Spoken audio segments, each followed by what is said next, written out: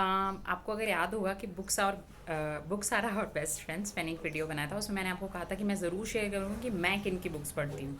Usually मेरे जो most favourite author हैं वो हैं प्रेमचंद। आज से नहीं, छोटे से ही। और फॉर्चुनेटली मेरा जब एक्सटेम्पो था 10th क्लास में, ऑल ऑफ सडन मेरा क्योंकि हमारे केंद्रीय विद्यालय में उस टाइम तो यही था, मतलब कि ऑल ऑफ सडन ठीक है योग्यता, बिकॉज दूसरे पार्टिसिपेंट नहीं है तो आपको तो पार्टिसिपेट करना ही पड़ेगा। तो मेरा एक्सटेम्पो में नाम लिख दिया था और उस टाइम से मैं एक्सटेम्पो में फर्स्ट भी आई थी, और उस टाइम से ही प्रेमचंद जी ही मेरे टॉपिक थे। और उस टाइम से ही मैंने उनकी हम सबके कोर्स में प्रेमचंद जी की दो बैलों की कथा, मेरे ख्याल से शायद ही कोई होगा जिसको ये दो बैलों की कथा ना पता हो। तो ऐसे बहुत, या नमक का दारोगा, ऐसे बहुत सारी स्टोरीज़ हैं। तो ऐसी छोटी छोटी स्टोरीज़ और पढ़ने के बाद मैंने उनके बहुत सारे उपन्यास पढ़े, चाहे वो गोदान हो, गबन हो, मंगलसूत्र हो, मनोरमा हो, मर्यादा हो, बहुत सारे। और उनके उपन्यास पढ़ने के बाद आप अगर बहुत बारीकी से कीन ऑब्जर्वेशन करेंगे, एनालिसिस करेंगे, तो कहीं ना कहीं उन्होंने जो लाइफ में कुरीतियां हैं, हमारी सोसाइटी में कितनी सारी चीज़ें हैं और हम कितने जजमेंटल हैं उन सारी चीज़ों को लेके, उन लाइफ के वेरियस एस्पेक्ट पे बहुत अच्छी तरह फोकस किया है। और नो डाउट वो पढ़ने के बाद आपका माइंड एक अलग ही वे में सोचना शुरू हो जाता है। इसीलिए मैं आपसे हमेशा कहती हूँ, अपने स्टूडेंट्स से हमेशा कहती हूँ कि बुक्स ज़रूर पढ़िए। ठीक है, वो आपकी चॉइस है।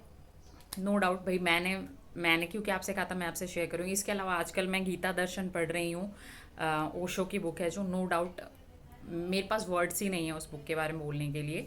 अभी मैंने हार्डली बहुत 100 समथिंग पेजेस ही पढ़े हैं। अपने ट्रैवल के टाइम में काफ़ी सारा मैंने कवर किया उस बुक को। वो एक अलग लेवल की बुक है जो आपको बताती है कि जो ह्यूमन बीइंग है एक तरह से एनिमल ही कंसिडर होता है भी सोशल एनिमल, हमारे बायो में यही है।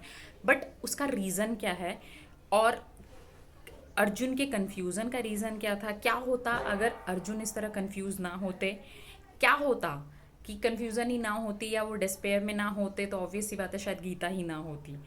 और क्यों हमें आजकल जो गुरु है, जो हम किसी भी एक पर्टिकुलर पर्सन को एक गुरु बना लेते हैं, मैं नाम किसी का नहीं लूँगी, आप समझ सकते हैं खुद ही, तो वो क्यों नहीं करना चाहिए। ऐसे बहुत सारी चीज़ें छोटी छोटी उस बुक में जो हमें सोचने पे मजबूर करती है, और सबसे बड़ी बात हमें बहुत कुछ सिखा के जाती है। तो ट्राई ज़रूर कीजिएगा, पहले छोटी बुक से स्टार्ट कीजिए, नो डाउट, क्योंकि अ, हर बुक के लिए एक अलग अलग मेंटल लेवल चाहिए होता है। तो आपको जो बुक सिंपल मैनर में समझ आती है आप वहाँ से स्टार्ट कीजिए। No doubt wings of fire आप सबके लिए बहुत अच्छी होगी, चाहे वो 8th क्लास का बच्चा है, चाहे वो 12th स्टैंडर्ड में है या उससे फर्स्ट स्टैंडर्ड में है।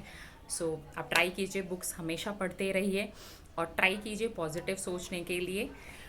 नो डाउट दिमाग में ऐसा पॉसिबल ही नहीं है, मैं बहुत प्रैक्टिकल सी बात करूँगी, ऐसा पॉसिबल नहीं है कि हम हमेशा पॉजिटिव सोचें। ठीक है, और वैसे भी अगर नेगेटिव नहीं होगा तो पॉजिटिव का जो मज़ा है वो नहीं होगा लाइफ में। तो यही बात है।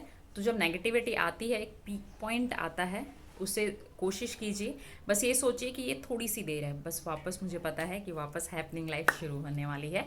अपना ध्यान रखिए और हमेशा हंसते रहिए। Thank you so much, take care.